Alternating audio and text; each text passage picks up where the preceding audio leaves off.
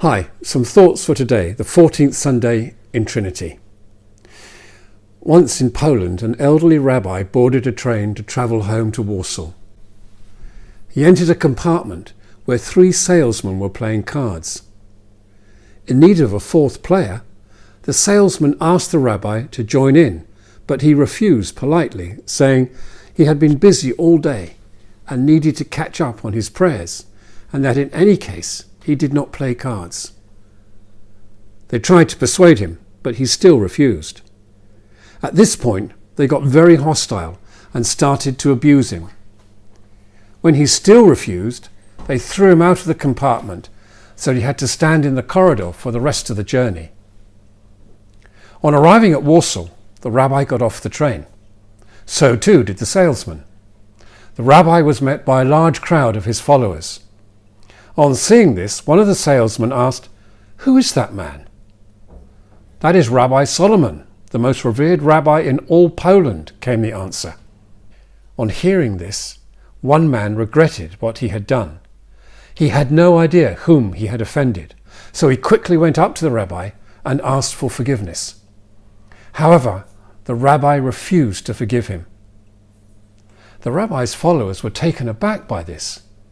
They could not figure out how their rabbi, a man renowned for his gentleness and holiness, could refuse to forgive someone. So they asked him, "When someone has offended us and asked us for forgiveness, should we not forgive them?"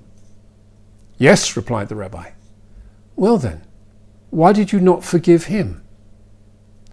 "I cannot forgive him. The salesman did not offend me, the chief rabbi of Warsaw. He offended a common man who wouldn't play cards. Let him go to him and ask for forgiveness." In other words, he was asking forgiveness only because he had offended a famous person. Had it been just someone ordinary whom he had offended, he would never have asked for forgiveness. Perhaps the good Lord might feel like that about us and says to himself about us, "Why do you tell me that you are sorry for hurting your neighbour? Why don't you go to your neighbour and tell them you are sorry and ask for forgiveness?"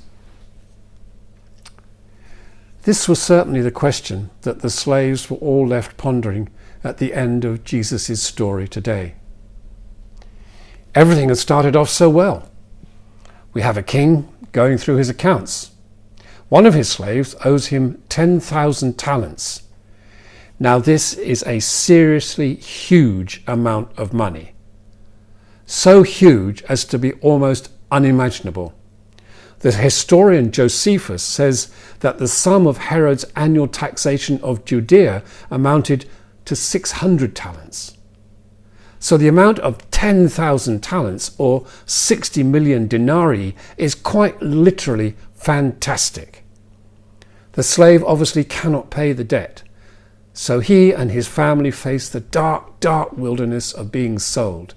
It is a fate they will never be able to overcome.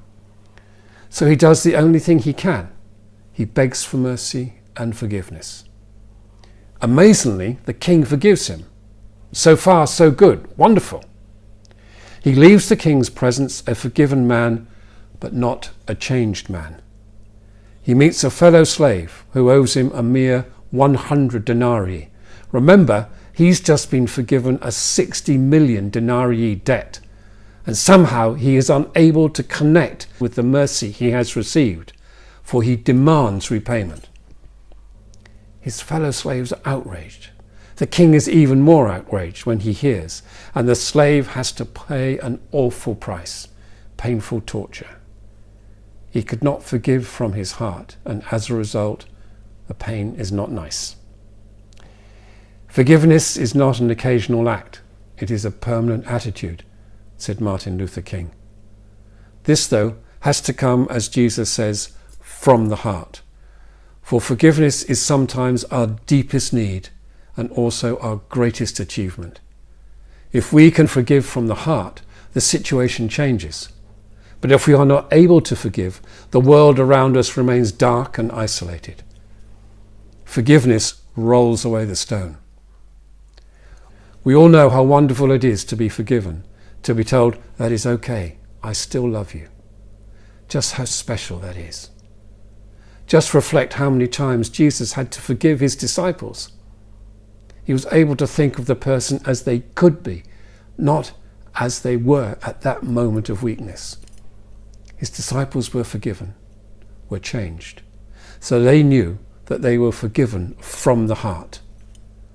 Forgive, says Jesus, forgive from the heart and change the world. Keep well, keep safe, and God bless.